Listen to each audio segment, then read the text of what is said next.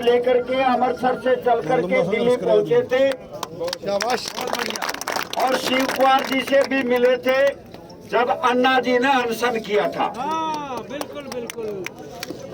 भाइयों और बुजुर्गों, नौजवान साथियों, आज ये सरकार जो कर रही है, जो कानून लाई है, ये हम सबको पता है कि किसान को खेत से निकाल करके वहाँ कोऑपरेट से खेती कराने की योजना से ये कानून लाए गए हैं और देश को लूटने के लिए सरकारी संरक्षण से मुफ्तखोरों को, जमाखोरों को, मुनाफाखोरों को एक संरक्षण देने का कानून बनाया गया है। पैन कार्ड पर खरीदने पर किसी की कोई जिम्मेवारी नहीं। इस कानून में किसान इस देश का नागरिक नहीं माना गया है, उसको न्याय प्रणाली से निकाल करके फेंक दिया गया है और अनुबंध खेती के माध्यम से खेत में कोऑपरेट को बांटने की योजना है, किसान को निकालने की है। और इसलिए देश के अंदर ये आंदोलन उठा है।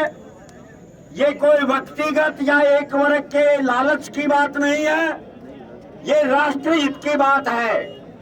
खाद्य समस्या लाने के कानून को किसान बर्बाद नहीं कर सकता। एक समय था 1965 में जब युद्ध हुआ, उस टाइम ऑस्ट्रेलिया, अमेरिका से हमारे गांव देश में खाद्यान्न आता था और उन देशों ने हमारे देश को हाथ हिला दिया था कि हम खाद्यान्न नहीं देंगे। लाल बहादुर शास्त्री जी ने उस समस्या को देखते हुए चाइना से हम हारे थे और 65 की लड़ाई में देश और जवान को हौसला बुलंद करके सीमा और खाद्य सुरक्षा सुरक्षित करने का नारा दिया था, जय जवान जय किसान। और एमएसपी भी उन्होंने दिया था, क्योंकि अगर खाद्य उत्पादन बढ़ाना है तो किसान को संरक्षण की जरूरत थी। वो बहुत ही किसान के लिए मार्ग प्रशस्त करके गए थे राष्ट्र को। जवान ने सीमा के ऊपर वो कर्तव्य दिखाए हैं। 1971 की लड़ाई में 1 लाख हम पाकिस्तान की सेना ने हथियार डाल दिए थे। वो जवान जय जवान का परिणाम था लाल बहादुर शास्त्री। और 1970 में एक्स्ट्रा खाद्यान्न भारत ने पैदा कर दिया था। जय जवान जय किसान का ये परिणाम था।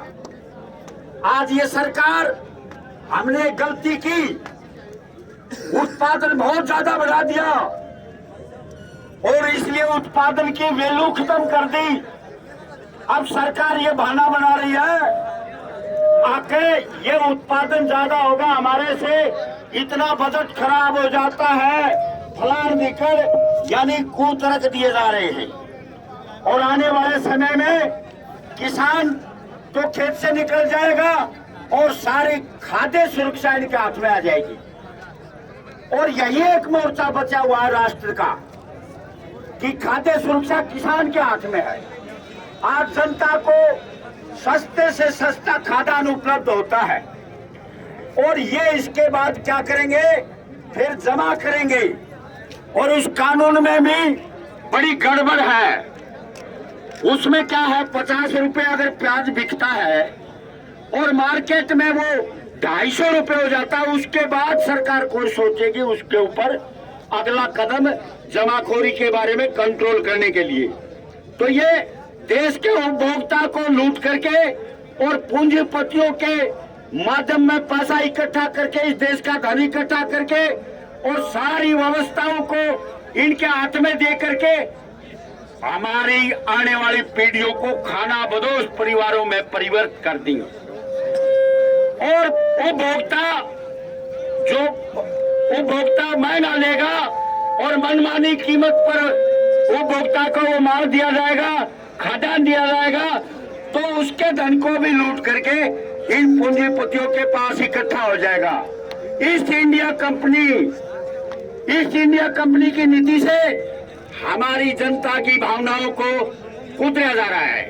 फिर दूसरी बात, ये बिल जो पास हुए हैं, मोदी जी ने ये दिवाली जो आई थी 4-5 दिन पहले, वो मनाने के लिए ये वाराणसी गए थे और किसान दिल्ली में बैठा था और किसान से यहां बात नहीं की, जाकर के वाराणसी में बोले हैं कि मेरे किसान, देश के किसान को भगाया जा रहा है, उसको छलाया जा रहा है और ये राजनीतिक विरोधी कर रहे हैं, किसान इस आंदोलन में नहीं है। और यहां तक कहा कि वो ये कहते हैं किसान यूनियन के लोग कि ये हो जाएगा, कानून ला गया तो वो हो जाएगा, जो बोला हुआ नहीं वो हो जाएगा बता रहे हैं। भाई कानून के परिणाम तो आगे आएंगे। ये प्रधानमंत्री इस देश को चलने के लिए कितनी कपट की बात कर रहा है। भाई कानून तो आने के बाद परिणाम आएंगे। ये देश को मूर्ख बना रहा है। और फिर एक बात और की, एक मर्यादा याद दिलाता हूं पुरखों की, कि हमारे समाज के अंदर अगर कोई विवाद हो जाए, समाज इकट्ठा हो जाए, तो वहां अगर कोई बात आए तो कोई आदमी सच्चा होगा और समाज उसको नेम मांग ले तो नेम नहीं देता। मर्यादा को देखते हुए सच्चा आदमी भी नेम नहीं देता। लेकिन प्रधानमंत्री ने वहां झूठा नेम दिया गंगा जी की माता का, गंगा माँ का कसम खा करके कि मैं गंगा माता के ऊपर खड़ा हुआ देश के किसान को अवगत कराना चाहता हूं, मैं सच्चा बोलता हूं, ये राष्ट्र हित में है कानून, ये किसान हित में है। और जबकि किसान की जड़ काट करके और खेत से निकालने का कानून है और देश को खाद्य सुरक्षा के माध्यम से लूट करके पूंजीपतियों के घर बनने का एक काम करेगी ये कानून। तो इसलिए ज्यादा न बोलते हुए धन्यवाद।